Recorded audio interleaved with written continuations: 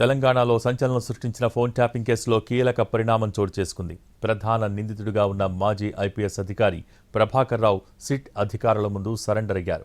ఇవాళ ఉదయం 11 గంటలకు లొంగిపోవాలని నిన్న సుప్రీంకోర్టు ప్రభాకర్ రావును ఆదేశించింది. వారం పాటు కస్టోడియల్ విచారణకు కూడా అనుమతించింది కోర్టు. దీంతో ప్రభాకర్ రావును అదుపులోకి తీసుకుని ప్రశ్నించనున్నారు సిట్ అధికారులు. అయితే కస్టడీ సమయంలో టార్చర్ చేయొద్దని తెలిపింది సుప్రీం.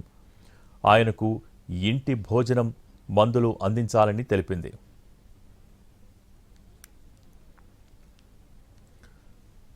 తెలంగాణలో సంచలనం సృష్టించిన ఫోన్ ట్యాపింగ్ కేసులో కీలక పరిణామం చోటు చేసుకుంది. ప్రధాన నిందితుడిగా ఉన్న మాజీ ఐపీఎస్ అధికారి ప్రభాకర్ రావు సిట్ అధికారుల ముందు సరెండర్ అయ్యారు. దీనికి సంబంధించి పూర్తి సమాచారం NTV crime input editor Ramesh Vaitla అందిస్తారు. రమేష్,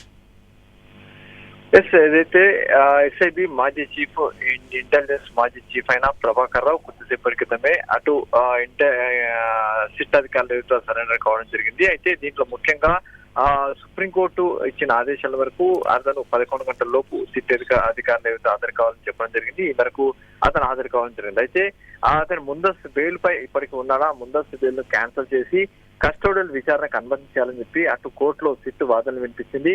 ఆ వాదనలు ఏకీభవిస్తూనే ముందస్తు బెయిల్ ను కొంత సడలించి ఆ మేరకు వారం రోజుల పాటు కస్టోడియల్ ఎంక్వైరీ కోసం అటు ప్రభాకర్ రావుకు అనుమతిస్తూ సుప్రీంకోర్టు ఆదేశాలు ఇచ్చింది. అయితే ఈ వారం రోజుల పాటు ఎలాంటి టాస్క్ చేయవద్దు, అతను చెప్పింది వినాలని చెప్పడం జరిగింది. అంతేకాకుండా దీంట్లో సంబంధించినైతే ఇప్పటికే సిట్ కొన్ని ప్రధానమైన అంశాలని సుప్రీంకోర్టు ముందు జరిగింది. ప్రభాకర్ రావుని ఇప్పటివరకు చాలాసార్లు విచారించాం, అయినప్పుడు ఆయన సహకరించలేదు, నోరు మెప్పలేదు. కొన్ని ఆయన సెల్ ఫోన్ సంబంధించిన సెల్ ఫోన్ లో పెద్ద ఎత్తున డాటా ఉంది. ఆ డాటా సంబంధించిన సెల్ ఫోన్ ని ఓపెన్ చేయాలంటే లాక్ ఆ పాస్వర్డ్ ఉంది, ఆ పాస్వర్డ్ ఇవ్వకుండా అతను వెరిఫై చేస్తున్నాడు. అంతేకాకుండా అతను మొత్తంగా క్లౌడ్ లో ఉన్న డాటా మొత్తాన్ని ఎరేజ్ చేయడం జరిగింది. దీంతో పాటుగా కొన్ని దశాబ్దాల తరబడి ఎస్ఐబిలో ఉన్న డాటా మొత్తాన్ని ధ్వంసం చేయించాడు. దానికి సంబంధించిన కీలక సమాచారం అతని నుంచి రాబట్టాల్సింది. దీంతో పాటుగా ఫోన్ ట్యాపింగ్ ఎవరెవరు చేశారు, ఎంతమంది చేశారు, ఎప్పుడెప్పుడు చేశారు, దానికి సంబంధించి దీని ద్వారా ఎవరు లబ్ధి పొందారనే విషయం కూడా తెలుసుకోవాల్సిన అవసరం ఉంది. కాబట్టి ప్రభాకర్ రావుని కస్టోడియల్ విచారణలో కస్టోడియల్ ఎంక్వైరీ చేస్తేనే అతని దగ్గర నుండి పూర్తి సమాచారం వచ్చే అవకాశం ఉంది. కాబట్టి వారం రోజుల పాటు కస్టోడియల్ ఎంక్వైరీ కోసం అనుమతించాలని చెప్పి సిట్టు సుప్రీంకోర్టుని కోరిన పక్షంలో ఆ మేరకు సుప్రీంకోర్టు అనుమతి ఇవ్వడం జరిగింది. ఈ మేరకు ఇవాళ ఉదయం 11 గంటలకు లొంగిపోవాలని చెప్పి ప్రభాకర్ రావును ఆదేశించింది.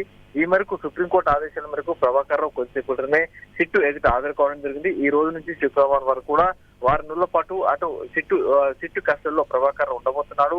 అయితే ప్రభాకర్ రావును విచారించిన దానికి సంబంధించిన నివేదికని సుప్రీంకోర్టుకి ఇచ్చిన తర్వాత ముందస్తు బెయిల్పై ఒక నిర్ణయం తీసుకుంటామని చెప్పి ఇప్పటికీ సుప్రీంకోర్టు చెప్పడం జరిగింది. ఈ మేరకు విచారణ వచ్చే వారం వాయిదా వేశారు. ఈ వారం రోజుల పాటు కస్టోడియల్ విచారణలో అటు ప్రభాకర్ రావు ఉండబోతున్నాడు.